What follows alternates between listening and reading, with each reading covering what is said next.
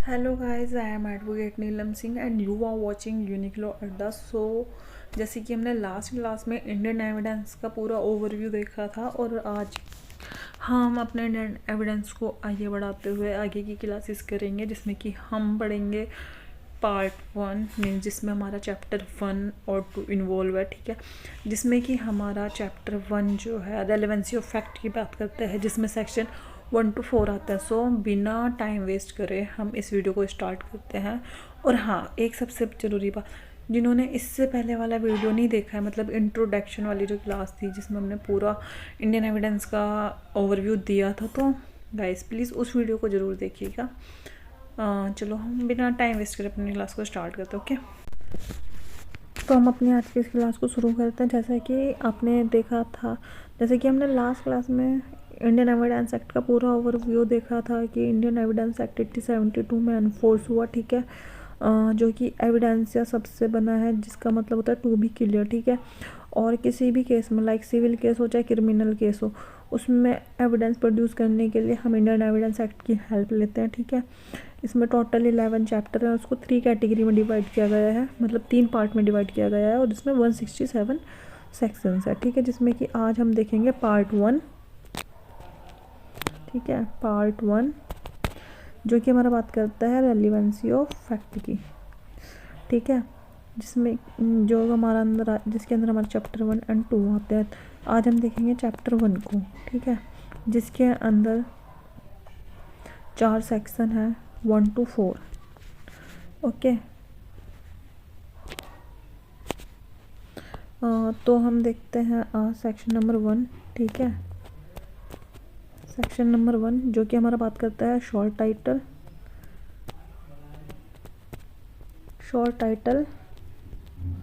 ठीक है, extent and commencement की।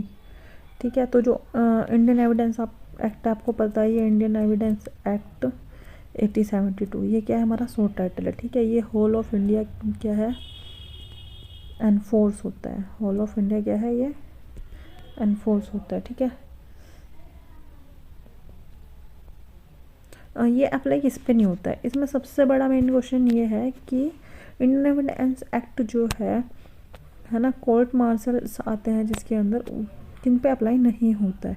तो आर्मी एक्ट, ठीक है, naval discipline act, Indian navy act, air force act, affidavits, ठीक है, आर्बिट्रेटर प्रोसीडिंग, ये सब जो हमारा नॉट एप्लीकेबल है।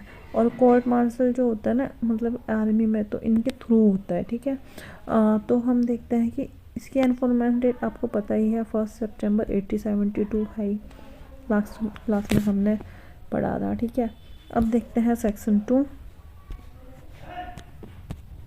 सेक्शन 2 हमारा बात करता है रिपील ऑफ एनेक्टमेंट। किसकी बात करता है, रिपील ऑफ एनेक्टमेंट, है ना। इस सेक्शन 2 जो है ना हमारा, उसको रिपील कर दिया गया है ना, प्लस सेक्शन 2 प्लस शेड्यूल। ठीक है, एक शेड्यूल था, उसको भी रिपील कर दिया गया है, जिसको रिपील किया गया है रिपीलिंग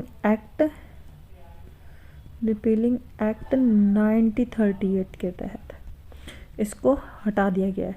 ये क्वेश्चन ज़रूर आता है, इसलिए आता है क्योंकि देखो, है ना, ये सेक्शन 2 है, इसको रिपील कर दिया गया है इंडियन एविडेंस एक्ट का। ओके, ये क्वेश्चन लास्ट 2022 एपीओ में पूछा गया था, एपीओ एग्ज़ाम में, कि कौन इंडियन एविडेंस का कौन सा सेक्शन है जिसको रिपील कर दिया गया है, तो वो सेक्शन 2, इस बात को ध्यान रखिएगा। नेक्स्ट हम देखते हैं section 3।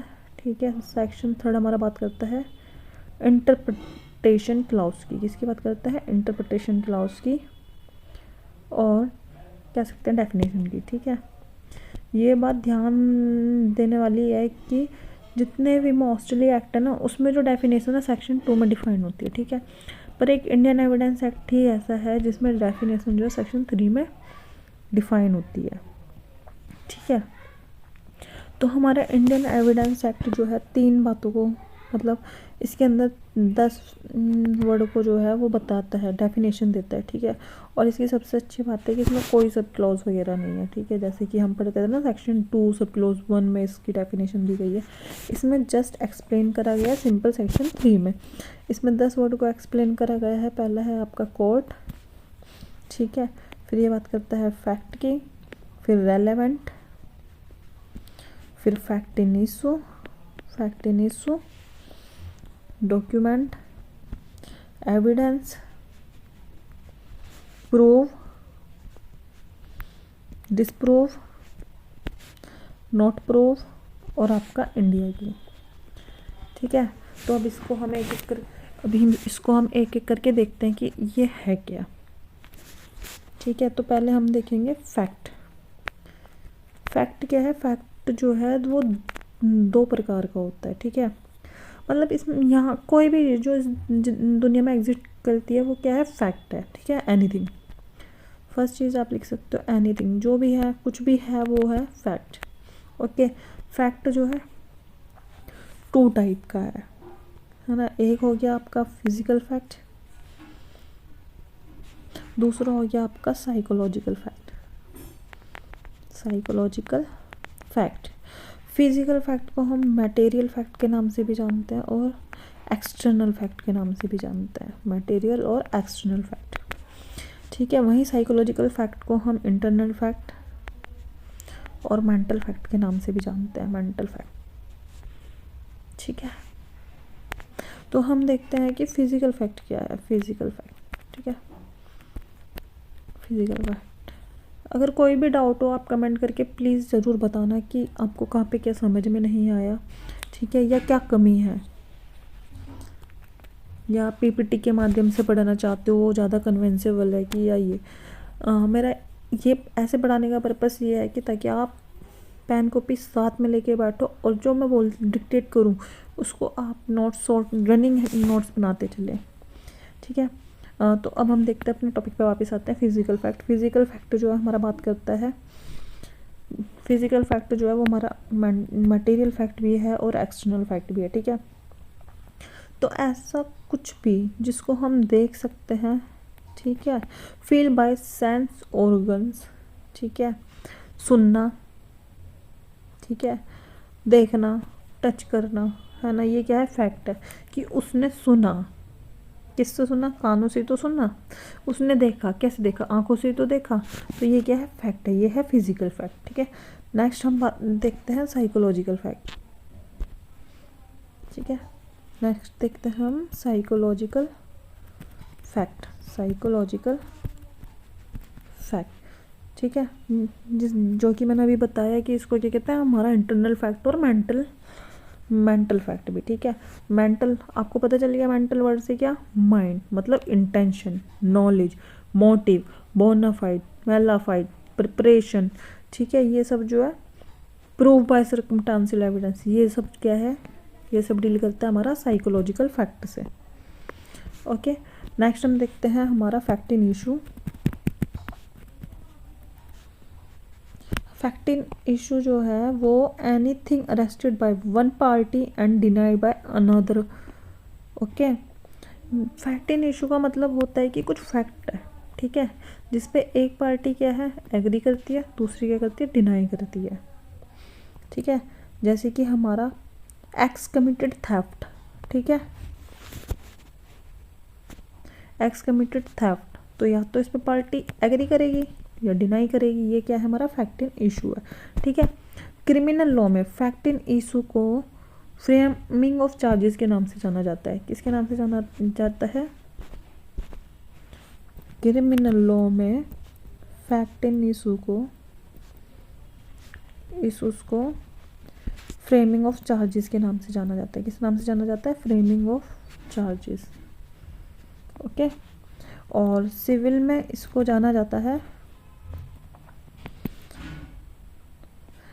Fact in issues knows when plaintiff file plaint and another party in written statement deny called is fact in issue, okay.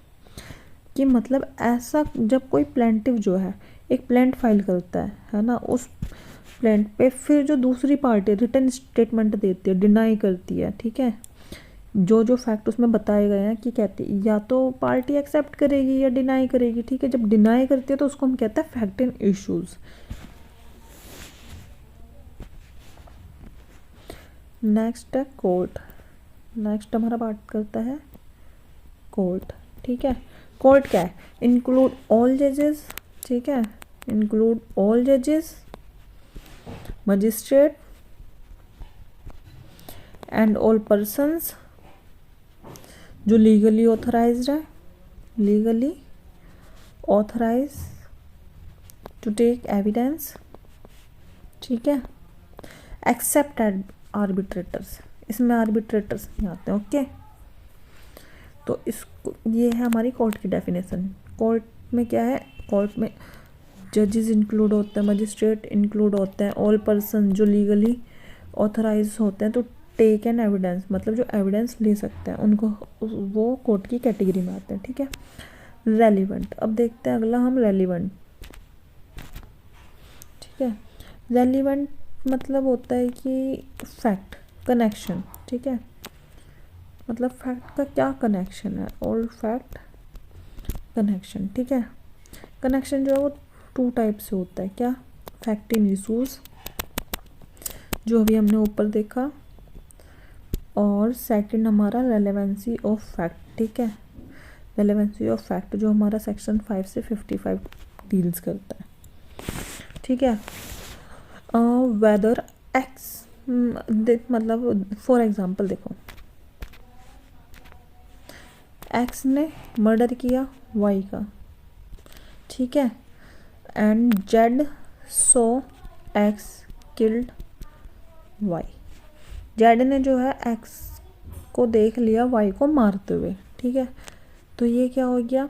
X murder Y, ये क्या है हमारा? फैक्ट एंड इशूज, क्या है? Fact in issues. जेड ने X को Y को मारते हुए देखा, तो ये क्या है हमारा? Relevant fact, okay. I hope you guys understand this things. Next है हमारा डॉक्यूमेंट, ठीक है। Any matter express or describe by means of letter, figure or mark by more than one of those mean intend to be use or may be use for the purpose of recording the matter, ठीक है। ऐसे सभी मतलब चाहे वो letter हो, चाहे पत्र हो, कोई फिगर हो, कोई चित्र हो, जैसे दीवारों पे पहले चित्र गढ़ दिया करते थे, ठीक है, मतलब जिसको एक रिकॉर्ड के रूप में रखा जा सके उसको हम कहते हैं डॉक्यूमेंट, ठीक है। अगला हमारा है एविडेंस, क्या है? एविडेंस, ठीक है। हाँ, एविडेंस जो होता है वो टू टाइप्स का होता है। कितने टाइप का होता है? एविडेंस टू टाइप का होता है। पहला ओरल एविडेंस, ओरल एविडेंस और डॉक्यूमेंट्री एविडेंस, ठीक है। ओरल एविडेंस वो होते हैं जो मुंह से बोले जाते हैं, डॉक्यूमेंट्री वो होते हैं जो रिकॉर्डिज के फॉर्म में होते हैं, जैसे हमारा इलेक्ट्रॉनिक रिकॉर्ड के रूप में होते हैं, ठीक है। और ऑल स्टेटमेंट, ठीक है, बाय विटनेसेस, तो वो क्या हो गया? Oral evidence. अब क्या है कि ना एविडेंस जो है वो टू और टाइप्स के होते हैं आपका, direct and circumstantial, direct and circumstantial evidence. Direct तो आप समझ ही गए कि क्या है, जो चीज़ डायरेक्ट दिख रही है वो डायरेक्ट एविडेंस हो गया। सर्कमस्टांशियल क्या है? कि स्थिति ऐसा बता रही है, ठीक है, स्थिति क्या है? ऐसा बता रही है कि जी वो फला के घर में रात को शोर मच रहा था, है ना, वो औरत को पीट रहे थे, ठीक है। तो जो आवाज़ें आना है और पड़ोसी का सुनना है, तो उससे ये पता चलता है कि ये सर्कमस्टांशियल एविडेंस है, ठीक है, कि चीखने चिल्लाने की आवाज़ आ रही थी, ठीक है। नेक्स्ट है ओरिजिनल। ओरिजिनल जो ओरिजिनल है वही तो ओरिजिनल है, ओरिजिनल चीज़ को थोड़ी ना प्रूफ करने की ज़रूरत पड़ती है, लेकिन एविडेंस है तो प्रूफ करना पड़ेगा। और इनडायरेक्ट एविडेंस, ठीक है। इनडायरेक्ट एविडेंस मीन्स कि एक और लेडीज़ जा रही थी सड़क पे, ठीक है, तो उस वहाँ से बहुत स्पीड में क्या है आपका एक ट्रक जाता है, ठीक है। वो लेडीज़ आगे चल के देखते हैं कि बाइक वाले की क्या है? एक्सीडेंट हो गया, तो ये हो गया हमारा indirect evidence. I hope you guys understand. अगर if you have any doubt you comment me please.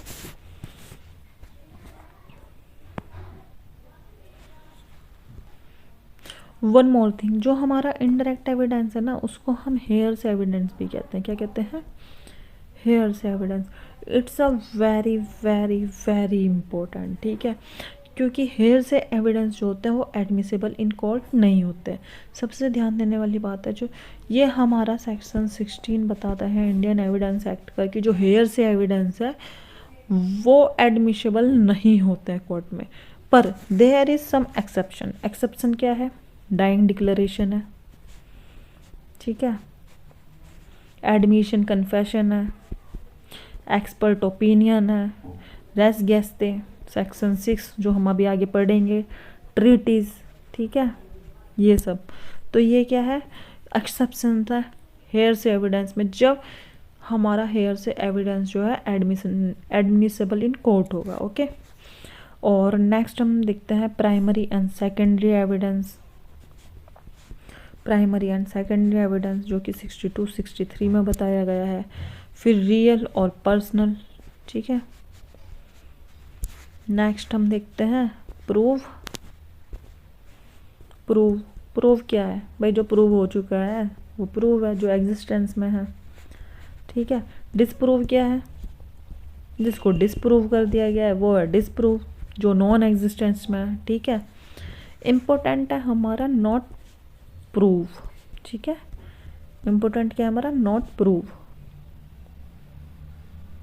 ठीक है। ऐसे फैक्ट, ठीक है, ऐसे फैक्ट जो ना तो प्रूव हुए हैं ना ही डिसप्रूव हुए हैं। ओके। ऐसे फैक्ट जो neither prove nor disprove. Okay. और हमारा लास्ट इंडिया। इंडिया तो आप सबको पता ही है, टेरिटरी ऑफ इंडिया, ये भी कोई बताने की बात है, इंडिया में रहते हुए टेरिटरी ऑफ इंडिया। ओके। तो ये जो शब्द हैं ये एक्सप्लेन करता है हमारा इंडियन एविडेंस एक्ट, ठीक है। हमने 10 के 10 वर्ड देख लिए हैं। अगर आपको अभी भी कोई डाउट है, ठीक है, तो आप कमेंट करके पूछ सकते हैं बेझिझक। और आप मेरे साथ टेलीग्राम में भी, टेलीग्राम चैनल पे भी जुड़ सकते हैं, और आप मेरे को व्हाट्सअप भी कर सकते हैं। ऐसा चाहिए आप मेरे को व्हाट्सअप भी कर सकते हैं। मेरा व्हाट्सअप नंबर मैं आपको लिखवा देती हूँ। ओके। तो अगर आपको कोई डाउट है या आपको नोट्स चाहिए तो आप मुझे इस नंबर पे कांटेक्ट कर सकते हैं 8375096958। ओके। तो हम आगे देखते हैं अपना सेक्शन, ठीक है। अगला सेक्शन है सेक्शन 4, ठीक है, जो कि बात करता है may presume, shall presume, conclusive proof, ठीक है। तो प्रिजर्शन, ठीक है, कोर्ट सेल्फ प्रिज्यूम, जो कोर्ट जो है ना कुछ चीज़ों को वो सेल्फ प्रिज्यूम कर लेता है ना, तो उसको कहते हैं हम, है ना। मतलब सेक्शन 4 जो है हमारा प्रिजम्पशन की बात करता है। प्रिजम्पशन में हमारा क्या है? प्रिजम्पशन हमारा 2 तरीके से डिवाइड करता है, ठीक है। पहला क्या है? पहला हमारा है फैक्ट,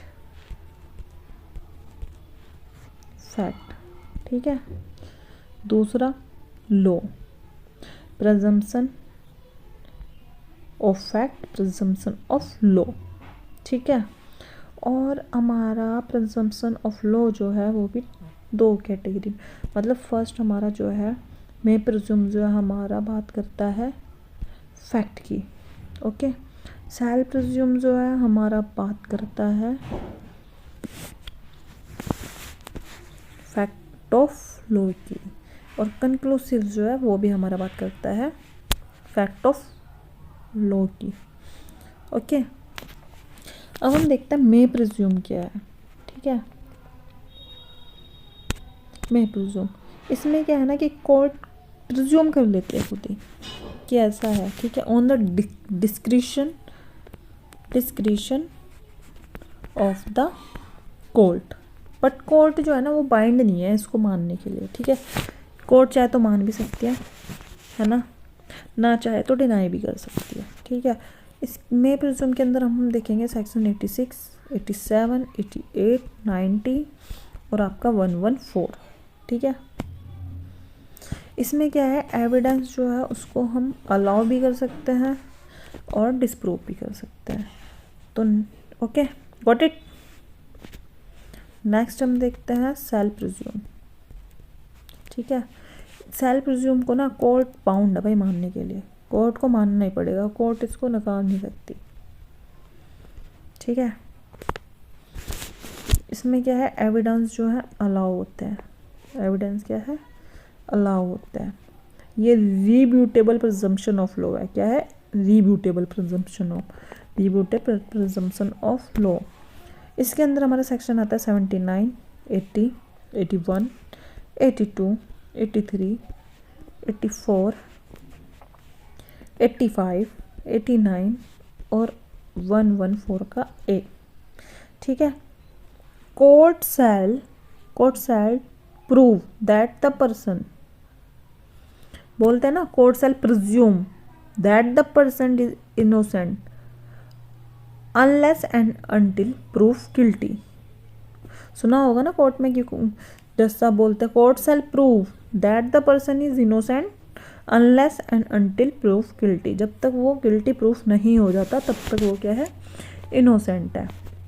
नेक्स्ट हम देखते हैं कंक्लूसिव प्रूफ की बात करते हैं। कंक्लूसिव प्रूफ जो है हमारा, कोर्ट जो है इसको भी मानने के लिए बाउंड है, ठीक है। इसमें एविडेंस अलाउज नहीं होते हैं, नॉट अलाउड, ठीक है। इरिब्यूटेबल प्रिजम्पशन ऑफ लॉ है, सेक्शन 41, 112, 113, सेक्शन 82 ऑफ आईपीसी जो है इसमें डील करता है। कोई बताएगा सेक्शन 8 कमेंट करके कि सेक्शन 82 ऑफ आईपीसी किसकी बात करता है। सेक्शन 2 ऑफ आईपीसी बात करता है हमारा कि जितने भी 7 साल से कम के बच्चे हैं ना वो क्राइम कर ही नहीं सकते, क्योंकि वो क्या है, वो इनोसेंट होते हैं, ओके। तो इसी के साथ हमारा आज का जो है पार्ट 1 सेक्शन 1 to 4 फिनिश होता है। आई होप गाइज आप लोगों को ये पसंद आया होगा। Thank you so much. जय हिंद। मिलते हैं अगली क्लास के साथ, ठीक है। आप लोग गाइज कमेंट करके ज़रूर बताइएगा कि आपको क्लास कैसी लगी, ठीक है। और आपको कोई डाउट्स हैं तो आप मेरे व्हाट्सएप नंबर पे मेरे को कांटेक्ट कर सकते हैं, ठीक है। Thank you, tata, bye bye, जय हिंद, जय भारत।